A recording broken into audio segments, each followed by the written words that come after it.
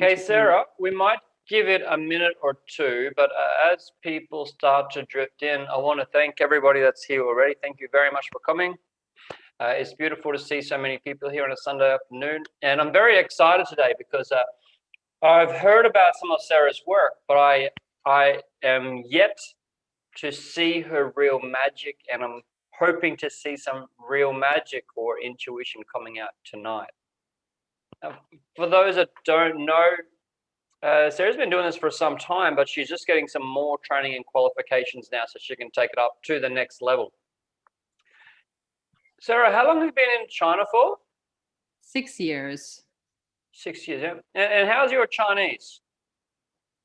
I speak fluent taxi Chinese. And French, and English, and Spanish. And some Italian and Hebrew. And some Italian and Hebrew. So not your average, everyday, intuitive energy coach here, our consultant and teacher. It's absolutely wonderful to have you here. You've got the controls. How would you like to run tonight? Would you like questions at the end or as we go? Maybe we'll save questions for the end. Although you guys are absolutely welcome to type in chat, comments in the chat bar, but I do have a lot of content to cover, as well as we're going to have some also guest speakers from the Motivate community speak as well. So just to make sure that we have time for everything, I think the end is better. Surprises. Okay, Sarah, I'll keep my mouth shut. And that's one surprise. If you have a candle, please light your candles. Yeah, so if everyone has a candle, feel free to light it to get into the energy of tonight. And yeah, thank you, Adrian. Thank you so much for the intro and for this space to talk about one of my favorite topics that I'm extremely passionate about, igniting your intuition. So I would love for everybody just to type in the chat your nationality and a word, an image, a feeling, phrase, just the first thing that comes to your mind, don't overthink, when you think of the word intuition. And as you do that, I'm just going to tell you briefly how things are going to go tonight. So it's going to be about 60 minutes for anyone attending for the first time of me presenting to you about intuition, about 20 to 30 minutes for questions. So grab a writing utensil, maybe some exciting colorful pens or erasable pens. Yeah, get excited to ignite your intuition. So I'm just taking a look at the chat. Outdoors sunshine. Sure, well, that's connection to nature. Plugged in. Oh, I love that. Way of life, following your gut. Real inner intention, gift, feeling, internal guide, feeling, sense. These are fantastic. So I want to just tell you briefly what we're going to cover today. So let me just share my PowerPoint with you very quickly. Okay.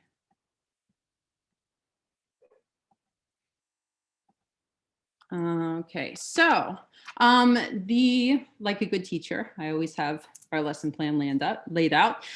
So we're going to talk about what intuition is, why it's important, how tuning into our intuition leads to self-growth and transformation, and then we're going to talk about some intuitive energy techniques that we can incorporate into our daily lives. So I wanted to start just by telling you a little bit about how igniting intuition changed my life. So I have been someone who has pretty much struggled for most of my life with really connecting to my intuition, to my inner guidance, to my inner voice. I've always been looking to external sources for answers. I've been very prone to indecision. I've been afraid to really trust my own inner voice. So I was always second guessing my decisions. This led to me surveying people when I had a decision to make before actually deciding. So maybe 5 different people, then I go with whatever sounded best, or maybe, democracy ruling. And as a result, I was giving my power away to others. I was a people pleaser. So I didn't want to disappoint people. So sometimes if they would ask me to go, for example, to an activity and I didn't really feel like I wanted to go, I would just go anyway. So I suffered from low self-esteem. I didn't have very clear boundaries, anxiety, stress, and unhealthy relationships. And my life shifted dramatically my last year living in New York City. So I was there for 9 years. And I had a really profound transformation when I really tuned into my intuition, which happened through the intuitive techniques that I'm going to share with you at the end of this presentation. So make sure to stay until the end. So when I tuned in, it was like this light bulb came on. I became more calm and just content with my life in New York because I was really fighting myself, I think, for a good portion of the time that I lived there. I started to really understand manifestation and to become actually a conscious manifester. So I was co-creating my life with the universe rather than feeling as though life was happening to me, which is more of the victim mindset.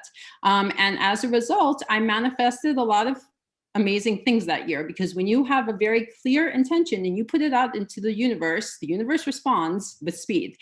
So I manifested a relationship, which is what I thought I wanted at the time. And I manifested a job which took me actually to Shanghai and the next chapter of my life here. So I manifested a job at one of the top international schools really in the world.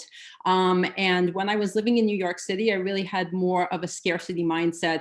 I always had to share an apartment because I never had really enough money. I wasn't saving any money. I was working at different schools and always the same circular pattern happened where I never really felt appreciated. And I just got to this point where I didn't feel that I was growing. And so what I manifested when I tuned into my intuition was, again, a job at a fantastic school where I was able to really build the French program. I teach French and sometimes Spanish, where I felt that I was valued, and living in a city which offered me the opportunity to also explore another of my passions, which is travel. And travel allowed me to really grow spiritually, especially in Asia, and to really develop the intuitive techniques that I started to learn my last year in New York City. So this is why I am really so passionate about this topic. And I'm sharing it tonight because I feel very strongly that we are in a moment of incredible shifting in the world. With the pandemic, with the lockdowns, the quarantines, the travel restrictions, there are fewer distractions. So people are truly going within. They're becoming more aware. There's more internal transformation that's starting to happen with people. And there's a greater need now for coaches to navigate this transformation. Hence, all the amazing people here who are coaches and on that path.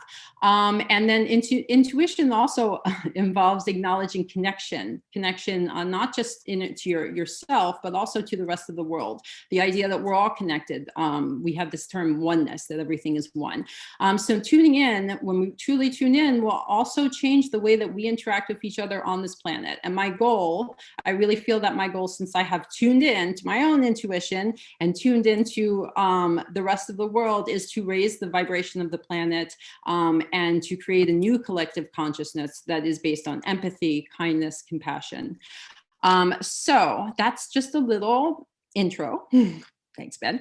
And so what I'd like to start with now is just a little mindfulness technique that's going to incorporate, we're going to start with a little breath work, just a short thing, and a mindfulness technique to help you connect to your body, your sensations and your feelings in your body. Because intuition, if you are not connected to your body, you will not be connected to your intuition. The two go hand in hand. So what we're going to do is a technique, probably Ben knows this, called box breathing. So for anyone who's not familiar with box breathing. This is a fantastic technique to help you get in touch with your breath and also to calm down if you're feeling very stressed or anxious. I've been using this with my students and it's helped them enormously, especially right before an exam. So just to explain to you how this works, because I'm going to guide you through a couple of deep breaths. What you're doing, you're going to take a comfortable position. You're going to be sitting with your back straight but not tight. You can have your hands resting in your lap. If you have the palms up, it's going to be your receiving position. And you can do this when you're feeling like you need more energy. You can have your two palms, one in the other, or you can have your hands palm down. Palm down is when you want to feel more grounded to the earth.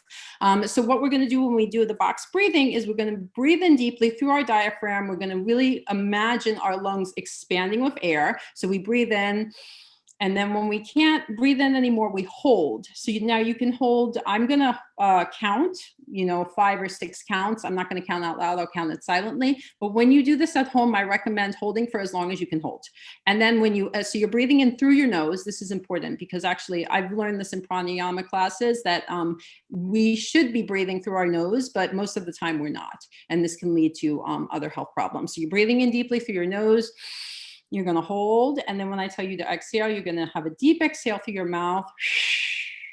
And you can even, if you want to put your hand on your stomach, you can't see mine, I guess, with the Zoom, but you can really, it's almost like a crunch. You can feel your stomach should be coming in.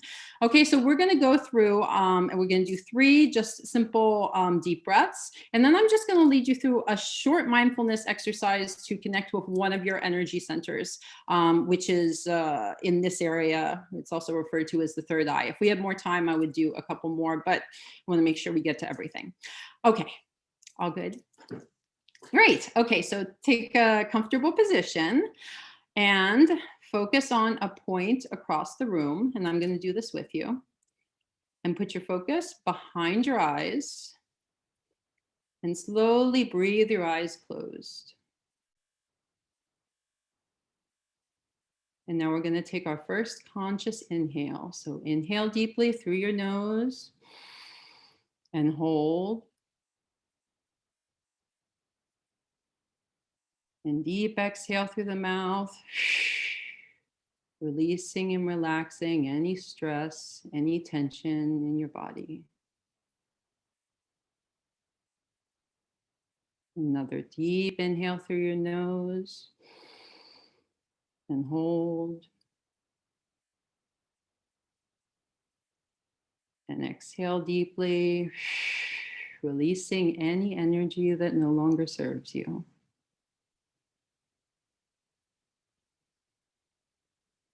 And let's take one more deep breath in through the nose and hold.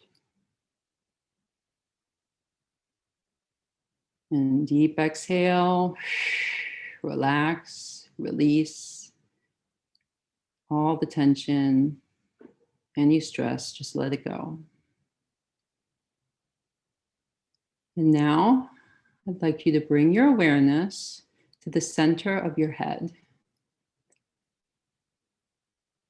And just take a moment now to tune in with any sensations in this area.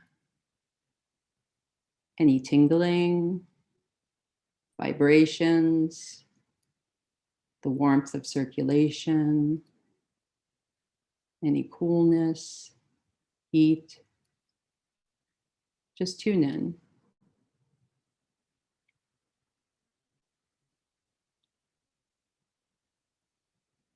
And now just take a moment to tune in to any images you might see. Any forms, colors. Are the colors vivid, more dim? Do you see any people?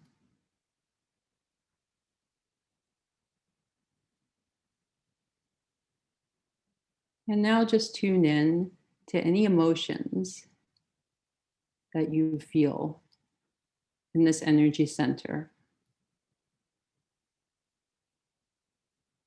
Just observe.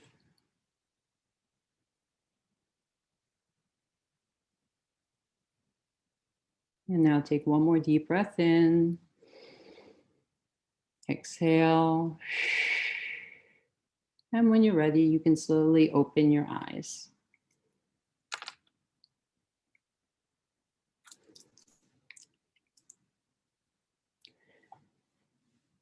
So I would love if you would just write in the chat any experiences that you had during the exercise, any sensations, any feelings, if there was anything that you saw, any connections that you made, or if there's any difference also in before we did the exercise and after. And as you do this, I'll just tell you that this is a technique that I do with my students actually a lot before we start class. And it helps them to be much more centered and present and grounded. And this is these are the types of techniques for the coaches that you guys could do also with the client if they come into a session and you see that energetically, they're feeling a little off, anxious, etc. So let's see, calm, relaxing, throbbing. Oh, that's interesting. Oh, flashes. Peaceful, colors. Ooh, a big bird in a purple background. So there's a huge range of different sensations, visions that are coming in, which is amazing, as well as feelings. Okay, awesome. So what we're going to do now is I'm going to talk to you a little bit about what exactly intuition is. So I'm just going to share my screen again. Okay.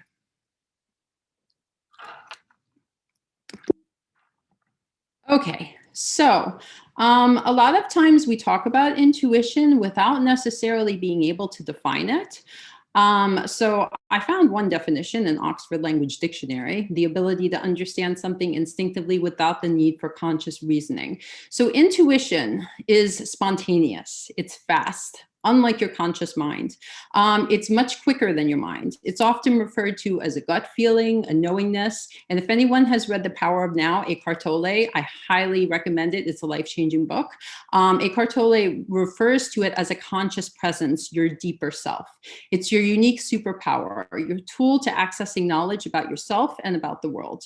It's something that is not always tangible, which is perhaps why sometimes people have trouble kind of just defining what it is. For example, when I've talked to my students, I run an intuitive development class with them at school, and I've asked them, what is intuition? They weren't able to really give me a clear answer aside from a feeling. And so there is scientific evidence to support the existence of intuition. If anyone has read the book Blink by Malcolm Gladwell, it's a really interesting book, and I highly recommend it. He talks about this gambling game. So in this gambling game, there are 4 decks of cards. There are 2 blue and the 2 red. So the cards in these decks either cost you money or they win you money. The blue ones are the ones that allow you to win money. So a group of scientists, they did an experiment where they hooked each gambler up to a machine to measure the activity of their sweat glands in the palm of their hands. And what happened was really interesting. The gamblers started generating stress responses to the red decks by the 10th card, but this was 40 cards before they actually had a hunch of what was wrong with the 2 decks. So they actually started favoring the blue cards and taking fewer red ones before they were consciously aware of what each card represented.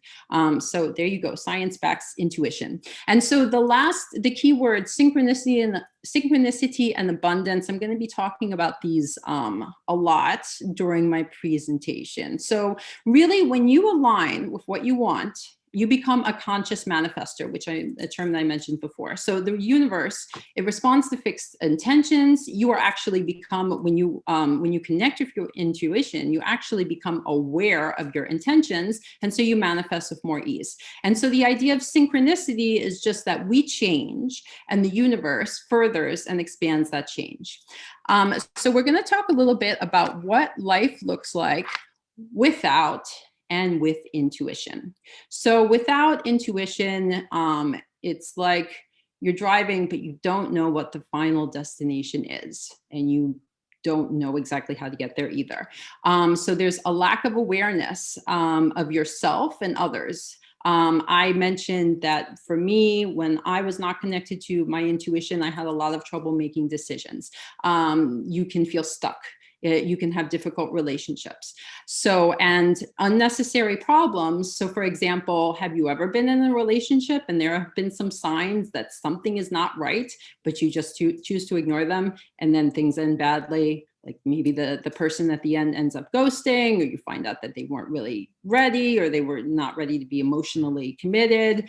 Unnecessary problems that can be avoided when you just follow your intuition. So that's life without intuition. Life with intuition, however, is the opposite. And when you are connected with your intuition, life is in the flow. There will be synchronicities everywhere. Things that used to bother you won't.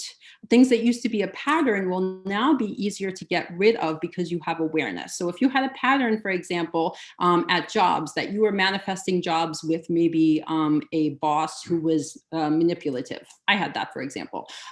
When you are able to actually recognize the pattern, then you can change the pattern. But being able to recognize it requires being in tune with your intuition. So being in tune also means being able to release control and trust the universe. And as a result, you get to a place that can be better than where you thought you were going. So sometimes it's not really, a lot of times actually in life, I feel like it's not actually about the destination, but about the journey. But it's a choice. It's a choice to put the effort in to maintain presence in your life. So we're going to look just at some types of intuition perceptions. These are your ways of accessing information. Some of these you may have seen before, or perhaps all of them. They are actually also up on the ICF website, which is interesting. So we have 6 in total. And you can see when you look at these, some relationships also to how these can be used in NLP, for example, with anchoring, if you're doing an anchoring technique with somebody, and also to timeline therapy. So first we have clairvoyance. Clairvoyance is where you get messages through seeing. So perhaps you have images. You could, and if you are someone, by the way, these are, you will have one of these senses that is your dominant sense, but you can develop all of these senses. It's like, they're like muscles, you know, you just have to train. But you always have one usually that's predominant. So if you are someone also who is a visual learner, clairvoyance might be your main type of intuitive perception. And people who are extremely clairvoyant sometimes get information through dreams. So dreams are a great way actually to connect with your intuition, because your conscious mind is silent and more calm. So some people have what are called premonitory dreams, where they actually see dreams, where they actually see, or they access information about the future through seeing. Another clair is clairaudience, which is accessing information through hearing. If you are someone who is an auditory learner, this might be your predominant intuitive perception. Clairsentience is accessing information through feeling. So if you are someone who is very, if you consider yourself to be an empath, meaning that you connect with other people and their feelings, that you can feel what they feel. If someone walks into a room and you just know that something is wrong without them actually saying anything, then clairsentience is probably your dominant type of intuition perception. And if you are a kinesthetic learner, then this may be your dominant sense. Clairalience and clairgustance are not as common in terms of being the more predominant senses. However, we can, again, if you're doing NLP and anchoring, this is something that we use a lot to help the person to connect to a memory. Claircognizance is the act of just knowing. So you know, you don't exactly know why you know, but you know. So I would love for you to just write in the chat which type of intuitive perception you think is your most dominant. I'd be curious to know. So me personally, I am definitely clairsentience, which is feeling, is more my dominant sense. And I practice Reiki, which is energy healing. So I feel energy. So, oh, we seem to have a lot of clairsentience, visual and kinesthetic, feeling and knowing. Oh, cool. You can also have more than one if you're tuned in. That's great. But usually you'll have one that's predominant. So feeling and knowing, lots of clairsentience and knowing. Okay. All right. Dominant is visual, hearing. Okay, lots of feeling.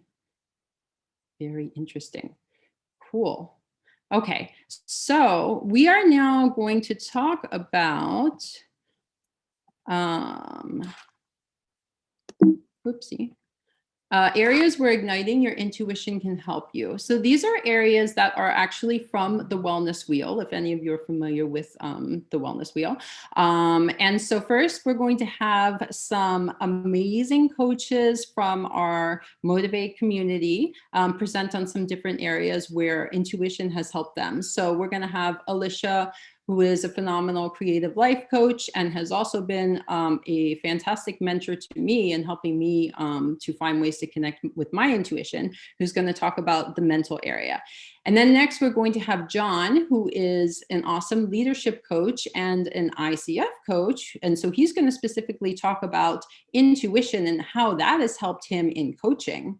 And then we're going to have Rajni, who is a life coach, and she is going to be doing an amazing presentation, by the way, next week on NLP, so you should make sure and come for that. She is going to be presenting on the social aspects. So she'll talk specifically about how intuition has helped her to connect with her family. And then we're going to have Benjamin, who is our breathwork, incredible breathwork coach, who is going to talk about the physical connection with intuition. Okay, so I am going to let Alicia chime in. Mentally, when we're using intuition, sometimes it can be difficult because, as you said before, you're trying to figure out what is coming from a place of emotion, what is coming from a place of bias, whether it be a cognitive bias or some type of trauma or patterns of thought, and what really is intuition. So mentally, the way that I have been able to discern this in my life is to kind of be a little scientific about it, which is ironic because I'm using mental abilities to try to siphon out what isn't mental, but it seems to work. So what I do normally is I try to figure out if the feeling that I'm having could have any bias or anything that was substantiating it beforehand. And then if I'm really stuck, then I just ask the universe. So let me give you an example because I think that that's probably the best. Sarah and I were in Thailand during what do we call it? Our coronavirus escape for a while. So we were down there for 2 months and we were staying in a really nice place. And I kept having a feeling that I should stay. So I kept staying. I kept like changing my plane ticket many times. And finally we got to a point and we said, okay, we need to go back. So it was a Friday and we set our tickets. And we made that decision. We made it informed. We tried to use intuitive purposes to do that. We tried to like feel it. We meditated on it, you know, whatever. And we got there. Sunday morning, I woke up and I just woke up out of nowhere and said, we need to go home earlier. There was nothing that happened. Nobody called me. I didn't see any text messages, nothing.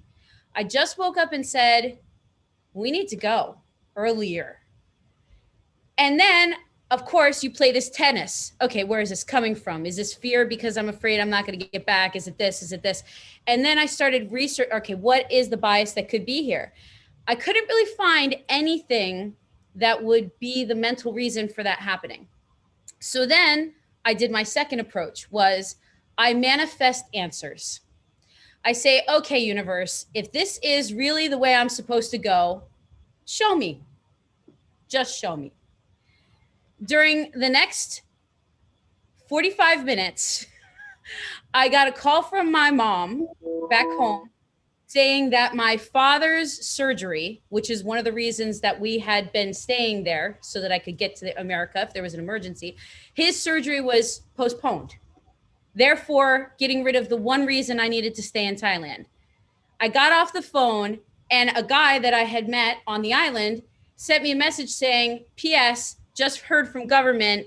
It's not being publicized yet, but the lockdown's probably happening within a week. And then I texted Sarah, said, you need to get over here. We need to talk. I think we need to leave earlier. And Sarah said, Yeah, I had a feeling this morning that we had to leave earlier too. That was 3 ways within an hour that the universe was like, yes, you're right. And when we said, when should we, and we had just booked it 2 days, or like 2.5 days earlier. And she said, when should we do it? And I said, Thursday, Friday at the latest.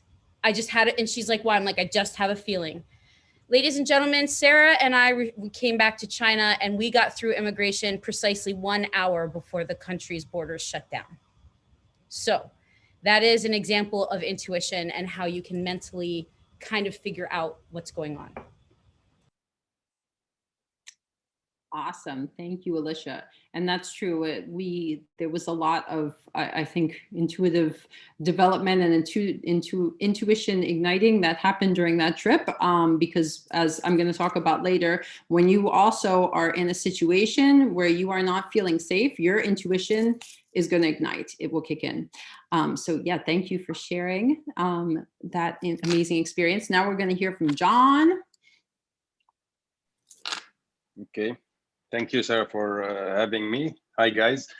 So I'm being coaching for some time, as many important for the coaches is the intuition. That's one of the reasons why ICF has a full page of it. So mainly coaching, as many of us know, is not just answering question, come with a question list. The main important thing in coaching is the coach intuition. Most of the time you see the client, like I am sitting with a client, the client is answering my question, but I'm reading between the lines. I'm reading his body language, I'm reading his tone. And I just bring it up. And I share it with the client. I say like this, I hear like this, you said like this. Why did you say like this? What does that mean?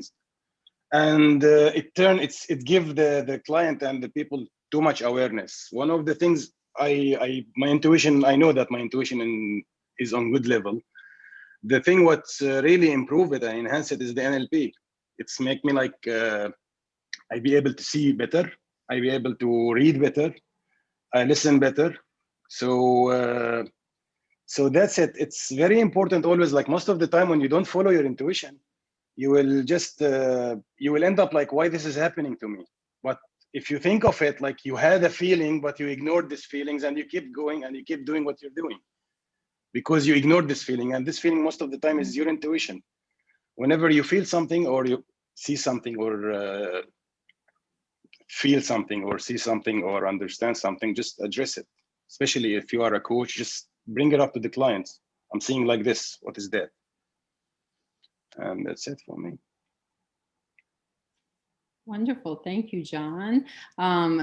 That is also, if anyone has gone through the ICF training, that's something, or did it recently with Jedi, that's a point that was addressed by Jedi in terms of reading kind of between the lines. And as John mentioned, reading the unseen, reacting to your client on a different level. And I absolutely agree that NLP has so many aspects of intuition and really can help you in developing it. And also, you know, in business, your intuition, really connecting with your intuition will help you to know who you are aligned to work with and who you're not aligned to work with, because you really want to have to attract your soulmate clients. You know, you want to attract those people in life that you really feel a connection with, that you really probably have similar values with, and that you truly know that you can help. So your intuition really helps you to come from a place of knowing versus guessing in all aspects of career. Great, thank you. So now we're going to hear from Rajni about the social connection. Thank you so much, Sarah, for this opportunity, and hello to everyone. For me, intuition is having another sense, including, you know, an extra one besides my 5 basic sense. So I would say intuition is, for me, is a bonus. And for me, intuition is a strong gut feeling which doesn't come from logic or any reason. But whenever it comes, it is very helpful, it's very accurate, and it's very immediate. As a parent and as a wife, knowingly or unknowingly, yes, I do trust my intuitions. I uh, I use my intuitions with my husband to choose sometime to pick a fight and sometime just let it go. I use these intuitions especially with my kids, sometimes when they are coming back from school and I just ask them how was their day, I can feel that maybe they are hiding something, they are upset about something. You, as a mother, I can feel it. And based on my intuition, I take the decision. I feel what I want to talk to them. Do I want to bombard them with the questions, or I just want to guide them towards a solution, or I want to motivate them, or I just don't want to do anything. I just want to hug them and tell them, I'm there and I love them. So I love this intuition, and I definitely use it. Thank you so much. That's wonderful. Thank you, Rajni. Yeah, and I really feel that connecting to your intuition can help you to better understand your children, to understand your partner better in the relationship, to understand the unspoken, so that it's like what we were talking about with NLP, just picking up. Sometimes it's on the nonverbal communication.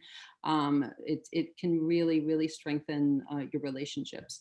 And so now finally, we're going to hear from Benjamin, our breath work extraordinaire coach, on the connection of intuition to the body. Good evening, all. The more I hear everybody talking about their stories of intuition, I presume that everybody on the planet has these.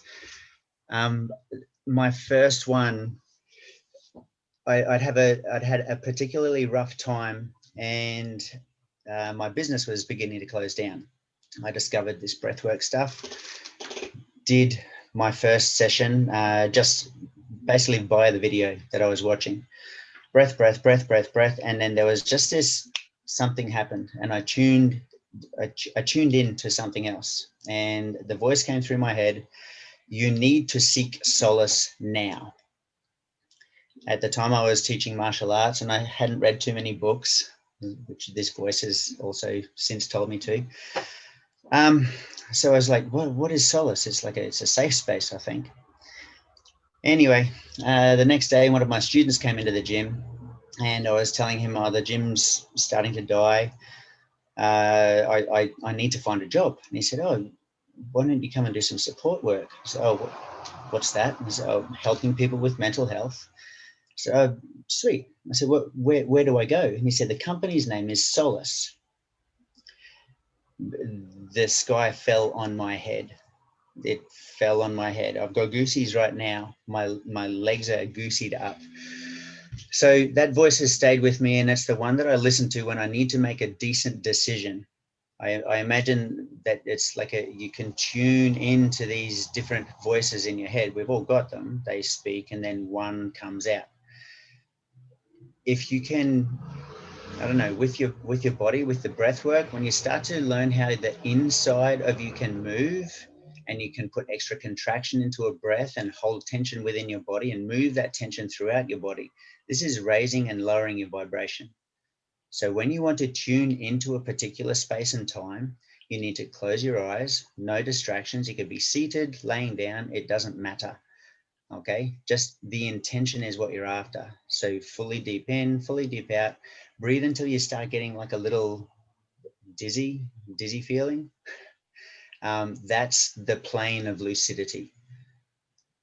You'll feel something, and then your own intuition may kick in. That's all. I feel like I prattled. Thank you. Thank you, Benjamin. That was fantastic. And Benjamin highlighted again the importance of the connection to your emotions, connection to your body.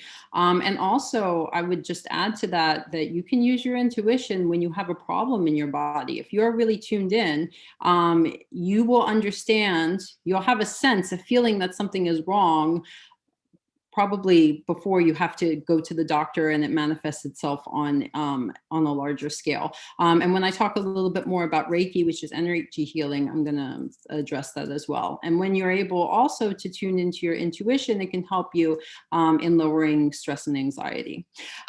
Okay, so thank you so much to our lovely guest coaches for your incredible contributions. And I'm going to now talk to you about some common blocks to igniting intuition. So let me just reshare my screen. Okay. Okay. So, okay. So here we have some of the most major blocks to igniting your intuition. The mental narrative is referred to again by Eckhart Tolle as the ego. So that's that voice in your head, if you've ever had, or competing voices in your head that are, telling you that you're not enough, that are creating fear, that are creating anxiety, perhaps over change, over something that's new, over something that's unfamiliar. Those that for me personally has been one of the major blockages to connecting with my intuition. And then when we talk about distractions from the physical world, I would really encourage you to consider, and this was actually an idea that was given to me by Alicia, consumerism versus creation. So how much in your life are you consuming and how much are you creating? So consumerism, shopping, social media, acquiring stuff. This has led to the people being in credit card debt in the US and Mary Kondo making millions about how to declutter your life. So how much of your life is, how much is really consuming, how much is creating? And then when we talk about trying too hard, there's a misconception. Sometimes people think I'm not intuitive, or I'm not intuitive because I don't have psychic visions. So everybody is intuitive, and I believe that everybody is psychic. It's just everyone has a different connection to the world. And also some people, again, it's like a muscle that some people choose to develop and some people don't. And the other point that I just want to highlight is the seeking safety and security through control versus trusting the universe. So when we talk about surrender and release, it's the idea of, control is a natural a reaction that I think probably everybody has, to try and give us this feeling of security. However, trying to control the outcome of situations doesn't really work, because what you actually have control over in the world is pretty little. I mean, you don't really have control over your external surroundings. That's the truth. What you do have control over is your reaction to them. And so again, when you release control over the outcome of situations, you allow yourself to go into the flow. And when you are able to go into the flow, and again, to focus on the journey rather than the destination, a lot of times the universe presents you with many beautiful surprises, and then you end up at a different destination, which may be much better than what you actually had initially anticipated. So those are some blocks to igniting your intuition. And before I go to igniting your intuition, I would just love to know, on a scale of 1 to 10, how often do you use your intuition versus your mind to solve a problem? Could you just type in the chat? Intuition versus mind. Would you like this in like percentages? Like Percentages? Like percent mind, percent intuition? Sure, that's great too. I'm assuming if people are doing like 8, 9, that's the amount that they're using your intuition. That's the amount that you're using your intuition. Right? Okay. Yeah. That's pretty high when I'm seeing so far. 9, 8, 9. 1, 7. Oh, rarely use intuition. Okay. Well, Jay, then we have some good techniques for you coming up. Mine 90%. I like the percentage idea that Alicia had. Intuition 10%. Okay. 6. Interesting. So we have a range. Okay. So I'm going to just discuss with you now. I'm gonna share my screen again. Right. A few ways to ignite your intuition, and then we're going to go to my favorite part of the presentation, which is going to be intuitive energy techniques. But okay, ways to ignite your intuition. Journaling. You can do this in so many ways, but one thing that I really encourage you to do is think about, what are the first things that you do in the morning when you wake up? Do you grab your cell phone and start checking your WeChat? Do you start looking at your work emails? Are you on your computer? Are you on social media? Or Because these are all distractions and ways to disconnect with your intuition? Or do you take time to connect with your body? Like me, for example, when I wake up, the first thing I do is give myself Reiki, which is energy healing. So I take time to connect with my energy, to connect with my breath, before I actually touch my cell phone. And I make a point of doing this every morning. If you start journaling, journaling is an incredible way for you to connect with your soul, to really connect with your intuition. And to do this first thing in the morning, there's an incredible book called The Artist's Way by Julia Cameron. So she gives you lots of different techniques that you can do for journaling. Also, keeping a journal of synchronicities is great because that will help you to start becoming more of a conscious manifester. So to realize, for example, on a certain day, when you are having a certain emotion, how that affects the rest of your environment, or what are the things that happen, what are, the events that happen during the day. So it will really, that's a great way to help you connect. Also, keeping a dream journal is really great because, again, dreams are a way of your intuition to speak with you. And you can also set an intention before you go to bed that you will connect with your intuition while you sleep, to get an answer about a problem if there's something that you're struggling with. Connecting with nature is something that I think a lot of people do without realizing that they're doing it because they need to connect with their intuition. I mean, this is why all of these meditation retreats, mindfulness retreats are in nature. Nature naturally has high vibrations. You will raise your vibrations simply by being in nature. And water, for example, because the thing about the city is the city has, the energy can be a little bit chaotic, especially in big cities. You have the energy of people, you have the energy of, it can be a little bit anxiety provoking, as you can probably imagine. When you go into nature, it's quiet, it's peaceful, it's serene. And if you go into places that have water, a lot of people love to be by the sea, they love to be by lakes. There's a reason for that. Water is very healing. Also, if you go and swim in the sea, you'll find salt is a cleansing, it cleanses your energy. So you might actually just physically feel better when you go into the sea, and that's because of water. So water's, and also I'd just like to point out that in the zodiac, water signs, Pisces, Scorpio, Cancer are the most intuitive signs of the zodiac. So it's a little astrology for you there. Okay, so taking time for solitude. This is something that a lot of people don't like to do. In today's society, I think there's this conception that being busy is being successful, right? And to be honest, your job, while I feel that our jobs are our way of manifesting our life purpose, they can also become a distraction when you're using your job to avoid other things. So taking time for solitude, sometimes that can be hard because you might, when you take time to really connect with yourself, things can come up, emotions can come up that maybe you don't really want to deal with. But this is very important to really connect with your intuition.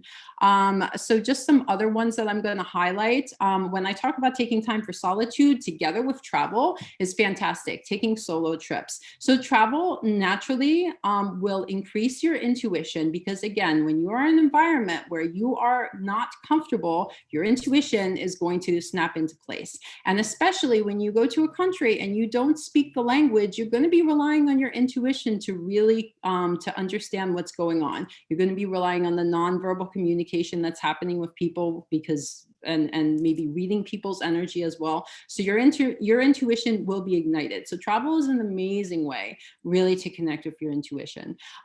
Some other ones I just want to highlight: connect with your pet. Pets are incredibly intuitive and they respond very well to energy. So for example, I do Reiki, I give my cats Reiki, but pets also have a different language. They can't speak to us in words. So, if your pet, for example, is not feeling well, you're going to have to connect with them on an intuitive level to understand what's going on, right? So pets, I think, truly are amazing to help you connect with energy and intuition. Okay, and now I want to speak to you a little bit, I don't have that much time left, but some exciting intuitive energy techniques. And these are the things, along with the meditation and the breath work and all that, that have totally transformed my life. So the first one we're going to talk about is fire, which is one of the elements, just like water. So water is healing. Fire is also amazing to help you connect with your intuition. So I'm going to stop sharing this. Wait, if I can escape out of stopping share. Okay, awesome. I want to show you some ways that you can cleanse your energy. So some of the things you need to know about fire is that you have an energy body, which is some people refer to as an aura. So your aura is constantly coming into interaction with other energies, okay? So if you, for example, you go to your office and you encounter someone who's extremely negative, and then you come home and you feel really drained and you don't really know why, that person is most likely an energy vampire. Okay, so they have sucked some of your energy. So one of the things that you want to do regularly, just the same way that you cleanse your physical body, right? You take a shower every evening, is you also want to cleanse your energetic body. And the way that we do that is through fire, which is, and by the way, sage is shown to have purifying properties. So we have some different ways. I'm going to try and show you as well as I can with the camera on doing this. One is sage. We have sweetgrass and we have Palo Santo. If you want something that involves less smoke, so for example, I try not to set off the fire alarms at my school, so I use Palo Santo. Also, the smells are very different. Yep, Alicia's got some too. Fabulous. So what you're going to do, I'm going to show you if you have your candle. Always have a candle because candles are fabulous. What you do is you're going to light it. You can probably see the smoke a little bit. This one's not lighting super well because Palo Santo doesn't stay lit for very long. Okay, so when you want to cleanse your energy, I do this every single evening before I go to bed.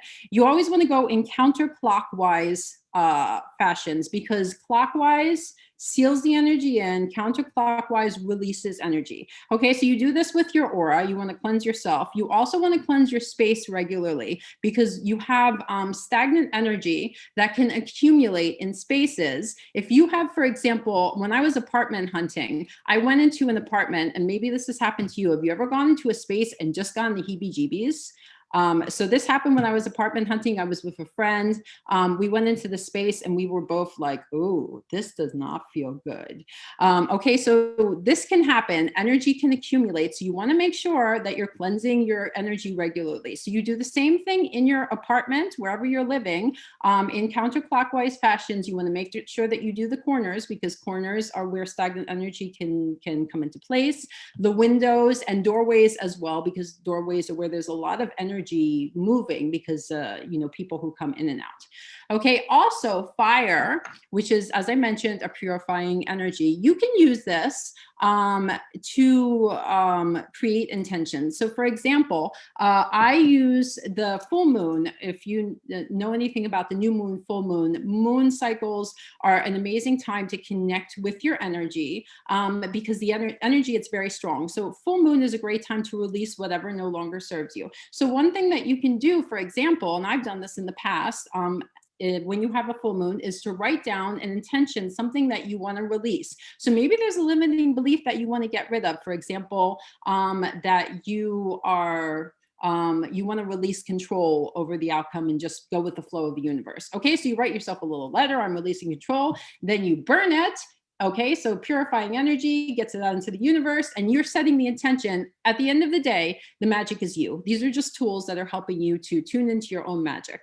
But I like Benjamin's, it took sages to go out. But setting this intention, and you can do this with clients too, again, it connects you with your intuition, with your inner knowing of what you really want, and it's going to help you to really set your intentions into the universe and manifest what you want. And yes, Alicia is right. A group of us did this at Valentine's Day. I was in that group to release any negative energy that might have been related to past relationships and to bring in positive energy for new relationships. So great time to do that, full moon. The next technique that I want to talk to you about, if I go over it for a few minutes, Adrienne, is it okay? I just have 3 more. Okay, awesome. So the next one is Reiki. Yeah, partially worked. It didn't fully work. but it's all right, was the intention. So if you are not familiar with Reiki, Reiki refers to universal life force energy that flows through all living beings. So it's what we call energy healing. So with Reiki, the idea is that a Reiki practitioner, so I'm a practitioner and I teach Reiki, is that we channel, some people call it God, some people call it universal life force energy, divine spirit, whatever you want. But it's this energy, it's only pure high vibrational energy. I channel it through my hands and into the person and help them to relieve any energetic imbalances. So people have their energy centers, which are a lot of people like to refer to as the chakras. So what happens when I give an energy healing session is that I feel for any imbalances. So sometimes some may be overactive, some may be underactive.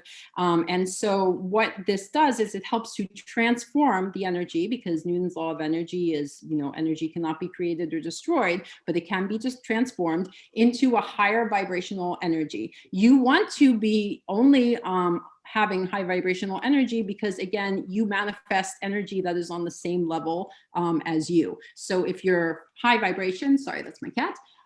If you're a high vibration, feeling good, feeling happy, you're going to manifest those kind of events into your life.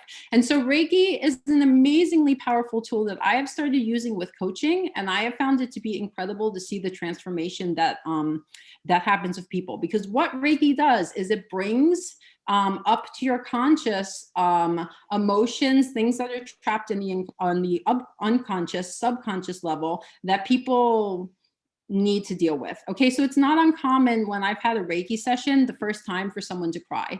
I had a Reiki session, for example, with one guy. He didn't say much, but he told me afterwards I didn't say much because I was feeling super nauseous, because it's also a detox, getting out the bad juju. And he said, but then that night I had all these dreams about my childhood. So there were, it was bringing up things that probably he needed to go back and address, because also emotions can get buried in the body. And what you should know is also it does help with physical symptoms. So I've had people who come and do a Reiki session with me who have a headache. Afterwards, they don't have the headache anymore. And there are a lot of insurance companies in the US that are now paying for cancer patients to have Reiki treatments to help to alleviate the effects of chemotherapy. So it is a really beautiful technique, and also part of what I really want to do in the world is teach as many people Reiki as possible, because again, I feel that it will really help to raise the vibration of the planet. Okay, so that's Reiki. And then the next thing that I wanted to talk to you about, this is going to be Adrian's favorite, I'm sure, are crystals. Okay, so yes, he's so excited. I love it. Okay, so crystals. Crystals also have, these are a fantastic way to tune into energy and to tune into your intuition, because each crystal has, oh, look, Alicia's got a crystal. Yay. She's got amethyst too. Oh, Benjamin, I love it. I love it. It's like we all have candles and crystals. It's so fabulous. So each crystal has a vibrational frequency and a unique structure and energetic properties that actually influence the human energetic field. So natural crystals carry the strongest healing energy. So you want to be careful when you are shopping for crystals to try and avoid crystals that are dyed, because you don't want anything that's unnatural. One of the ways, if you're in China, there's a lot of fake stuff, to be honest. One of the ways that you can tell if a crystal is an actual crystal, this is what I do. If you are tuned in really to the energy of crystals, you hold it in your hand and you will feel the vibrations. When you are tuned in, crystals, they're quite strong. So the vibration of this crystal, for example, the energy is very different from this one. So amethyst, for example, is a crystal that can be used to help with anxiety. It's good for nightmares. So if you are someone who's been suffering from nightmares, you can sleep with amethyst underneath your pillow, and it helps you to connect with your intuition. This is a pretty powerful stone, the one that I have. This one is rose quartz. Rose quartz has a much more gentle healing energy. So rose quartz helps you with self-love, compassion, maybe drawing in a loving relationship. So again, you can use these crystals together with your intuition to manifest what you want in life. So let's say that I want to manifest more self-love because I'm being way too self-critical on myself. So maybe I will buy a rose quartz and I will wear it each day, and make sure to cleanse your crystals, by the way, because they do do, they take in your energy. So they need to be cleansed regularly. But I will perhaps wear a rose quartz, and this will also help me to remind me of my intention. So the crystal is using its healing properties, but then it's also reminding me, because again, the magic comes from you, of my intention that I need to be more kind to myself. Okay, and when you can meditate with crystals, which is an incredible and can be a very powerful experience. I've had my students have meditated with crystals, and then they'll say to me afterwards, the crystal is so warm. Well, it's warm because it's absorbing your energy. So yes, they're fabulous. And they can also, I use crystals in conjunction. Yes, I love them, Ben, that's so great. When they're used with Reiki, they're also very powerful in clearing emotional blockages. And they can also be used for cleansing and clearing away negative energy and negative thought patterns. If you have somebody at work, for example, and who might be an energy vampire, and you're feeling like a lot of negative energy coming from that person, you could take a crystal, for example, like tourmaline, and you could keep that crystal with you, and that crystal will help you, the grounding energy. It's also a protective stone. So different crystals can be used for different purposes. Okay, so that's just a little bit about crystals. And then finally, the last thing I'm going to talk to you about, the last intuitive energy technique, are intuitive cards. So oh wait, sorry. One other thing I want to tell you about crystals. This is important and exciting. You can also use pendulums to get information about things. Pendulums are, I just have to say, when I've been doing this intuitive development class with my students, they absolutely love this, because this is the fastest way of really showing somebody that this is not woo-woo. Like, this is actually a thing, that crystals are tuned into your energy. So I don't know if you can see, like, I'm not doing anything. I'm not touching this. I'm really not. I'm not moving it. It's just moving by itself. So what the crystal is doing is it's reacting to the energy that's coming out of my hand, because your hands are major energy centers. So you can use your crystal to tune into your intuition and solve problems, or to gather information. So I'm going to give you an example. Alicia and I have used pendulums with maps to figure out where we're supposed to go.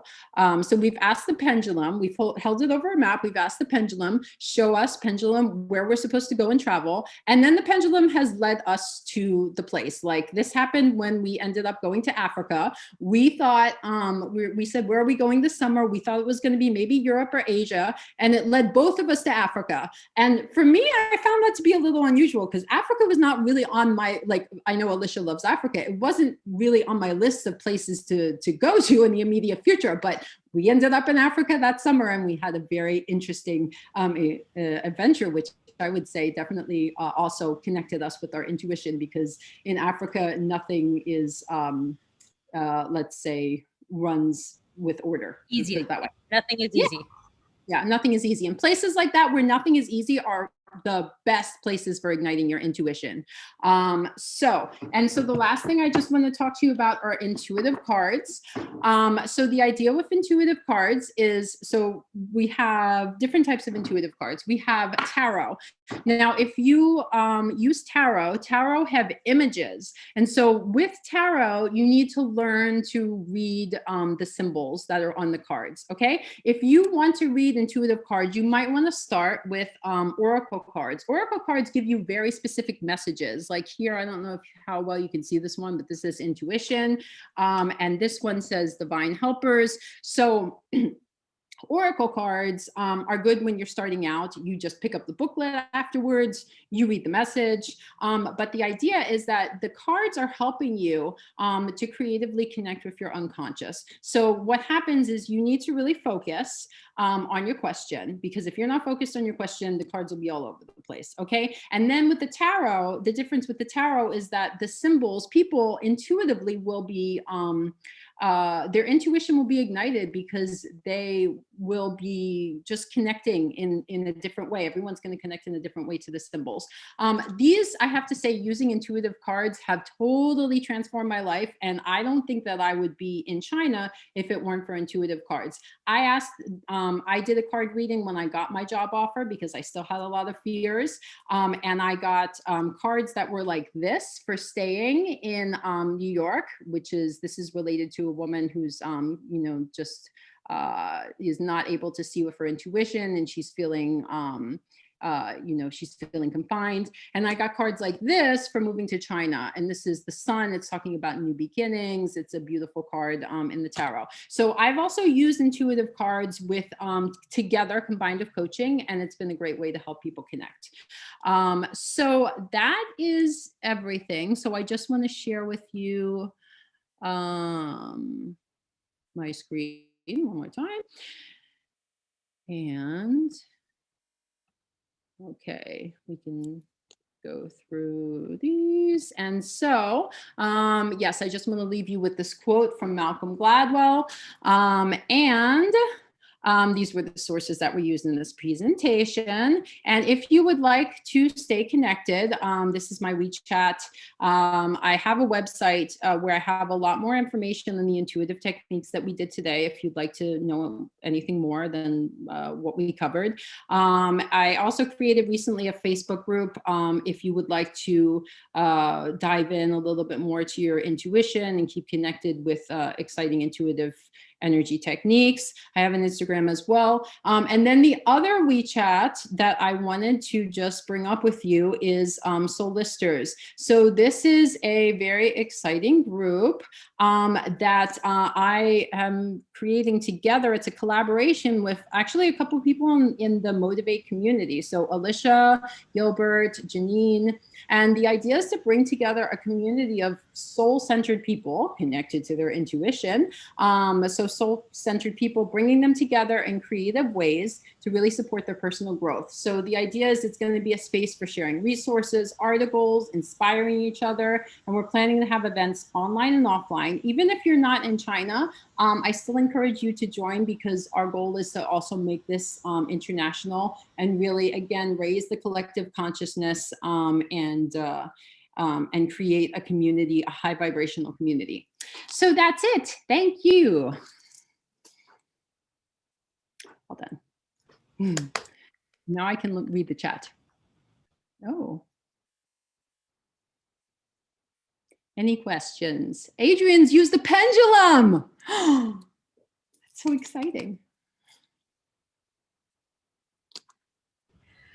In that Solisters group, we can also probably help to get you some sources for some of these things.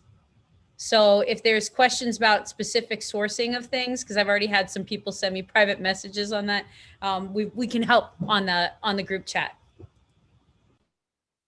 Yes, absolutely. Sarah, can you talk to them about how when you give the Reiki sessions, you have people picking out crystals and explain your process there? Because that's a really cool technique, I think, too. Sure. So what I do is I combine the Reiki with crystal healing. So basically, I just invite people to, I have a lot of crystals. I love crystals. So I have a box of crystals for clients, and I just tell them to draw out any crystals that they're drawn to. And the ones that they pick out usually are related to a chakra that's either overactive or underactive. So for example, if I have people who are picking out, I had a client who was picking out a whole lot of rose quartz, and she was also she was struggling with, self-compassion and self-love. And what happened, it was interesting because she picked out so much rose quartz, and then she started crying at one point during the Reiki session. So I think that people are naturally drawn to the crystals that they need. Another thing I can tell you about crystals is if you ever have a crystal that breaks, it means that it's fulfilled its purpose. So some crystals are not always meant to be with you forever. If it breaks, then you don't need that crystal anymore. I'll give you an example. When I was traveling with Alicia, I don't remember what country we were in, but there was a monkey. I think it was Thailand. And I was like, oh, monkey, cute, because, I think the monkeys are cute, right? Everybody was hanging out with the monkey. I put my hand out and I had a tourmaline bracelet. Well, the monkey took the bracelet and pulled, and it just broke, and the beads went everywhere. So that clearly was a sign from the universe that I was not meant to have that particular crystal anymore. Just so you know, it was Vietnam, and monkeys will eat tourmaline beads. Apparently it doesn't kill them, but just letting you all know for future reference. Yeah. Oh, well, I actually had a question. So what I was wondering if everyone can just write in the chat one intuitive technique or something that they learned that they're going to employ for igniting their intuition in the next 24 hours.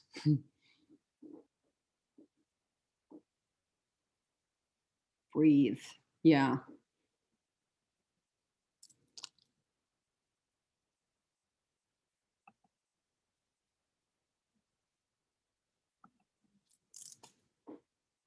Thank you, Benjamin. Pausing in the morning. It's a good one. I really feel that the way that you start your morning has a huge impact on the way the rest of your day goes. Get a crystal. I love it, Jay. I can help you with that if you need some recommendations. Send me a message. Mindset, focusing on intuition to worry less. That's great. Journaling. Awesome. Gilbert had a question. Between adults and adolescents, who is more intuitive? I love that question, Gilbert. Thank you for asking. Gilbert. I like to call him Gilbert. So I've been working with adolescents doing this intuitive development now for a while. It's very different. Adolescents are extremely open. And I would say they don't have maybe the baggage that adults have. Yeah, I think in terms of being more intuitive, I wouldn't say that one is more intuitive than another. I would just say that adolescents are super open to all of these techniques. For example, I've talked about astrology in my classes and they love it. Even the boys, I do mindfulness at the beginning of each class. I've got 16-year-old boys who actually really need the mindfulness, but they don't think they do. They can't sit still. So we have to find alternatives like walking, sometimes, things that involve movement, because that actually engages the boys more. But when I talk to them a little bit about astrology, they were hooked. I mean, they really, that's one thing that really appealed to adolescents. I think they're all tools that really help them. It's an age that's very challenging because, they're figuring out who they are. And the amazing thing about these tools is that it really helps you to connect with yourself. And, in adolescence, these kids, they just want to be accepted, they want to be popular, they want to have friends. And so a lot of times, I know I went through this, they will tune out, in order just to they won't have clear boundaries, for example, with the other kids, in order to try and find their niche, to find their clique. So also I've noticed that the adolescents I work with have a huge problem with stress and anxiety, and these techniques have helped them a lot. I wish that I had them when I was their age. And in particular, Reiki, this is something that I would love to teach. And this is one of my future goals, is to teach Reiki to adolescents. I will say I've done Reiki a couple times with some of my students, and it's amazing just the feedback that they give me. Like one of them said, she said, "Oh my, I felt all of this heat." She said, and I could feel this heat that was coming from Jelena, who was, the kid who was actually, because they were sitting next to each other. She was, and they get so excited when they're feeling energy for the first time, and with the pendulum, they love the pendulum. So I would just say the difference is, I wouldn't say one is more intuitive than another. I would just say that kids tend to be more open. So, let's see, was there another question? Adrian is thinking about licking the salt lamp in the morning. That's good. The pineal gland, calcification of the pineal gland. I don't really know anything about that, to be totally honest. If somebody else does, they're welcome to chime in. Reading down, because she clarified. Oh, okay. Series diet that can lead her.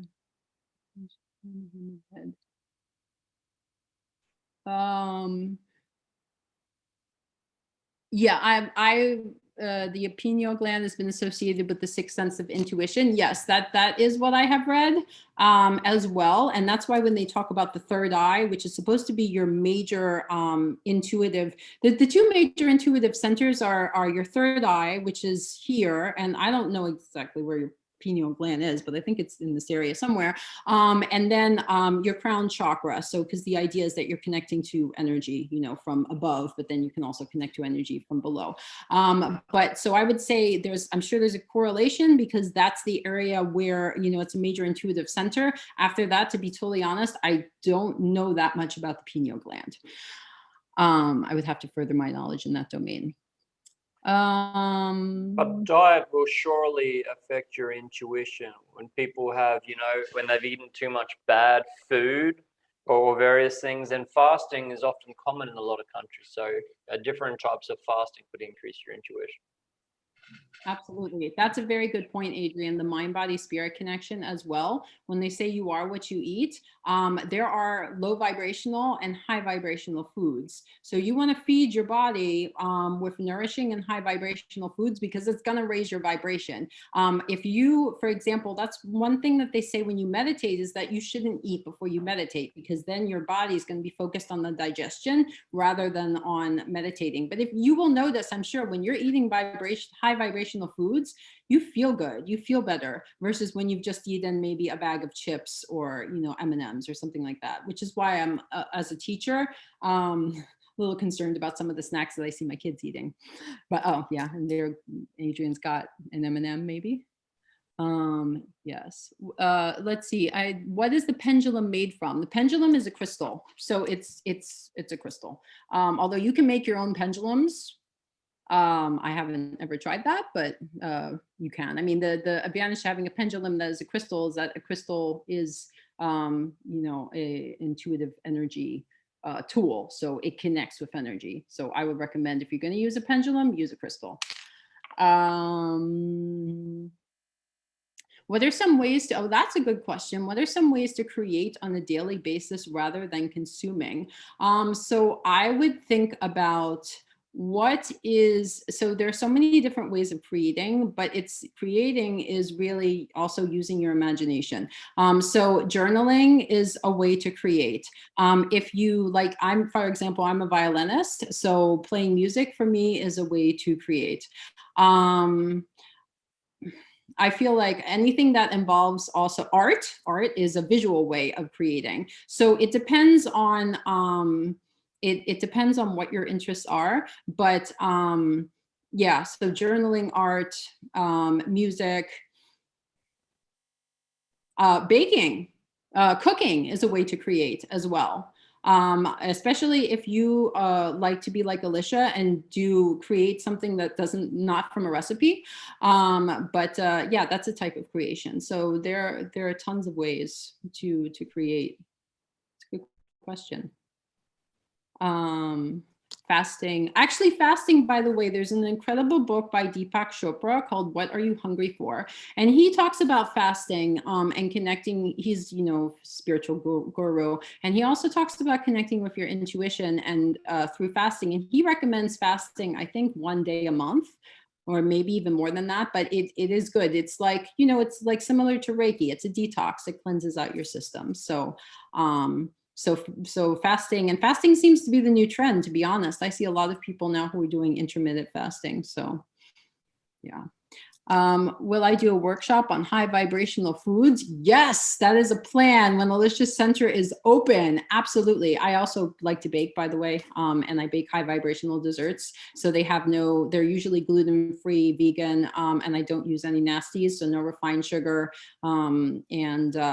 yeah, only high quality ingredients. And then I also give Reiki to all of my desserts before I give them out to people. So actually Reikiing your food, if you learn to do Reiki, is really great, because then what you're doing is you're giving good energy to your food, and you're just setting the intention. First of all, you're giving gratitude to your food. And I feel that gratitude is another way of connecting with your intuition, but you give gratitude for your food. And then you also just set the intention that it will, any other energy that the food has come into contact with, that's, not yours, that it just be transmuted into positive energy. I will just say something about this. When I traveled to India for the first time, India is a place where a lot of people get deli belly, they get sick.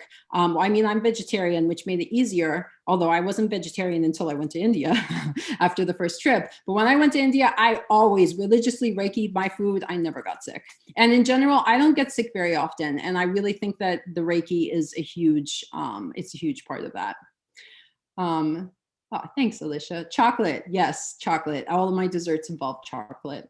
Any particular crystal type for a pendulum? That is an excellent question. It depends, honestly. on you and what you are drawn to. So for example, if you want a pendulum that's really going to help you connect more with your heart center, then I would say go for rose quartz. If you want a pendulum that's going to help you connect more with your intuition, you might want to go for amethyst. If you want, I'm going to give you a good example. At school, when I was doing the intuitive development class, there was a kid who she's been having some trouble connecting to her emotions and everything. And she's a lovely, very sweet kid, but kind of all over the place. And so the pendulums were not moving. She would put them, on her hand, and because her energy, I think, was a little stuck, they were just, they'll do that sometimes. They'll just go like this, which usually means there's some energy stuck there. And so she did that, and she said, they're not moving. And then she tried black onyx, and onyx is a grounding crystal, and that one started to move. And I said, well, that's the crystal that you need, because that crystal is going to help you to ground your energy. And she says, oh, that means that, yeah, it's true, I'm all over the place. So it depends, honestly, on what you want to use it for. But you can use really any crystal for a pendulum. Beacon, yay!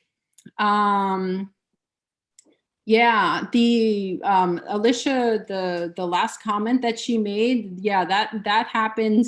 That happened a couple of months ago, and it was definitely a very powerful experience of Reiki, and also convinced me that it's not the placebo. I mean, the temperature went down significantly, and I could feel the energy coming out of, there was a lot of heat. I could feel a lot of energy. It was, I mean, because Alicia was, she had a bad reaction to the COVID vaccine.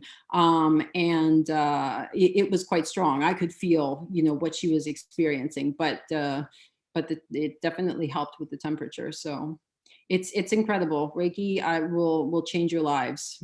I mean, it changed my life.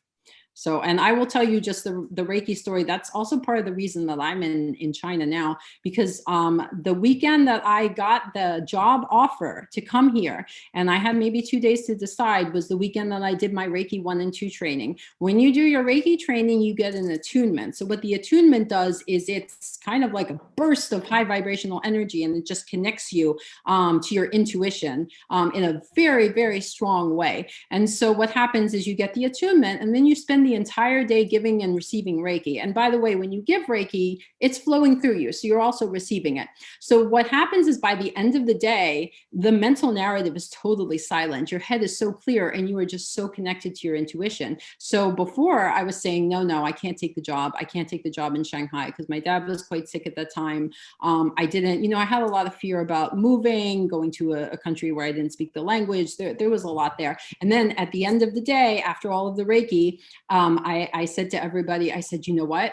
I'm taking this job in Shanghai. And then everybody was, cheering and everything, and they were pretty excited. So yeah, it's incredible. It really will. And I've seen it with the clients and the people that I've taught Reiki to, huge transformations in their lives. Yeah, I taught Alicia Reiki as well. What does essence have to do with energy and intuition? Well, I think of your essence as, I feel like they're related. I feel like those are all interconnected. Your essence is your being, your soul, who you are. I mean, that's the way that I interpret it. I feel like maybe different people could interpret that in different ways, but I think that they're all connected: essence, energy, and intuition. Your essence is made up of your energy, and your intuition is your connection to your energy and to the energy of the rest of the planet. Other questions, comments? Oh, Darko has Reiki attunement level 1. Yay, Darko, we can do a Reiki share. That's awesome. That's exciting. Oh, Colin's got his son visiting. That's so cute. Yeah. Any other questions? Well, we are just about on time. Thank you very much, Sarah, for a beautiful session. Thank you, guys. Thank you for coming. It was wonderful and energizing a lot. Oh, just to mention, this Paul Salroso good thing for running energy. I had sound bowls at the end of my presentation, but I took it out because I thought it was too long. But sound bowls also Sound are bowls great are very good. demonstrations. Yeah, I have some that I actually got imported from Nepal. You're fabulous. I love that you have a sound bowl, Darko. Respect. I have also tarot, but I do not do it. I just have them. They're not here, but in the other room. You have tarot cards. Yeah, that's also one thing I would like to do is teach people tarot, because anybody can learn to read. I think there's a misconception that you only the psychics that they're but it's not true. Anybody can read tarot. And the other thing that you should know about tarot is because some people are afraid to get card readings because they say, oh well, I don't want to know my future, blah blah. Nothing is set in stone. You could make it. All that tarot is showing you is how your energy is, and if you continue with your energy as is right now, this is the most probable outcome. You can make a decision tomorrow and that could totally shift your paths, for the future. And then you could do a tarot reading and get something completely different. So it's just a tool to help you connect with your intuition. I think there's a lot of misconceptions about intuitive cards. So yeah, so I love that you have tarot. They're very useful. I can talk about them. Okay. Beautiful. So it doesn't matter how intuitive you are. We can all spend a bit more time with our pets, eating the right foods or better foods, perhaps getting into the sea, or perhaps taking time to unwind, take a bit more time to ourselves, a bit more time to sit in solitude. Some beautiful things in there we can all do. We can all start doing them immediately as well. I like that last question you had. What can we all start doing differently now? Beautiful, beautiful, beautiful. So everyone here has some clear steps, and you can contact Sarah. Sarah, could you please share up your thing one more time, please? If anyone hasn't, please make sure you do and join her group. Of course, happily. Yep, there we go. So if you're not that sure, or you are, either way, join up. And simply through talking and sharing with others, you can share your progress. Perhaps you can share. I'm a big dream yoga fan myself. I do a lot in my sleep. I might wear a business shirt, but I lick the salt lamp occasionally. No, I don't lick the salt lamp. I don't do a pendulum, but I definitely take time out, and often I'm taking time out at the end of the night just to sit with the moon or the sky. So thank you very much for a beautiful session, Sarah. Now, next week we have Rajni. Rajni, thank you for your share today. Thank you, Alicia, John, and Benjamin for your talks as well today.